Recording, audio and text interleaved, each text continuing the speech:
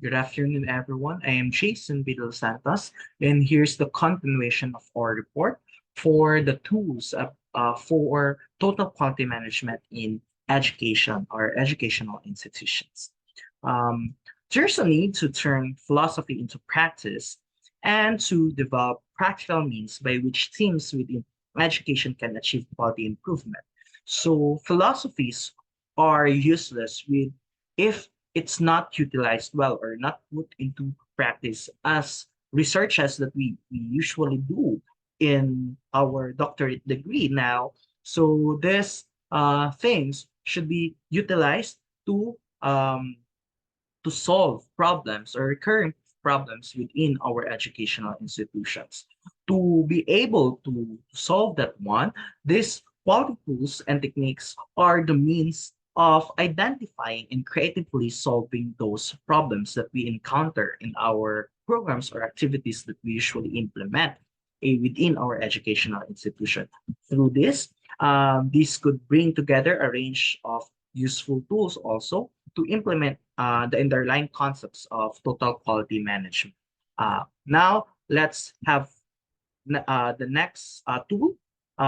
We have the force field analysis. So force field analysis is a useful tool for studying a situation that requires change. So this force field analysis identifies two forces within our implementation of our quality initiative. First is the driving forces or the forces that assist the quality initiative. And then the second one is the restraining forces or those forces that prevents those the achievement of those quality initiatives that we want in our educational institution. So through this force field analysis, we can easily diagnose those factors that prevents the implementation of changes in our educational institution. So next is the process charting. So process charting, this is a technique that can be used to ensure that the institution knows who its customers are and can identify the resources required to service them. Through this process charting, it can visualize the needs of our clientele within our educational institution, and we should ensure that they will be provided with the best or quality service that they seek to achieve in our educational institution. So this process charting can help us visualize those things. Next is the flow charts. Flowcharts are useful when a problem needs a systematic approach. So this flowchart will visualize those steps that we should undergo or we should take if um, there are activities or programs that we want to implement. So this flowchart also features the decisions that um, we should take. So, for example, if we will take this path, what will be the result of this? And if we take the other path, what will be the result? So this flowchart can visualize those things. Next is the Pareto analysis. So the Pareto analysis, or sometimes known as the 80-20 rule. So this 80-20 rule, if 80% of the problem areas can be identified, they should be tackled first in any quality improvement process.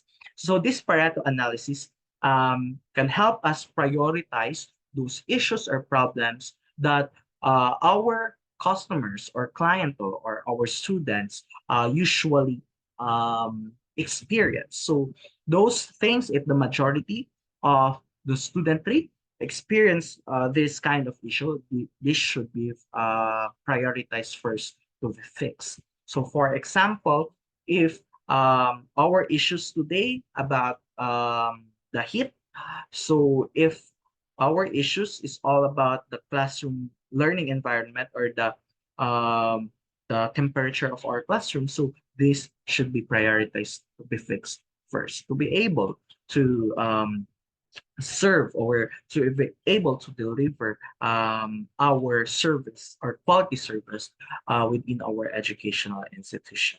Next is the career path mapping. So this career path mapping is an important tool for us to visualize the path of our students at the end of their achievement of their diplomas. So this our educational institution should be able to map the things that our students will undergo if they will choose this kind of path. So this will visualize those things, and this will also establish the learner's career path and identify against each milestone the quality characteristics and quality standards that should be in place within our educational framework. So next is the quality function deployment. Or this QFD involves finding out what customers want before designing new products or new programs in educational institutions context. So this QFD will help us um, create a program that would really benefit the whole educational institution in general. So we cannot create a product, we cannot allocate resources if those programs will be useless at the end. So we should ensure that those programs or activities that we implement usually should be beneficial to all the students or to all stakeholders. And this QFD will help us identify that. And I think that's all for my report. And this is my reference. Thank you for listening and have a good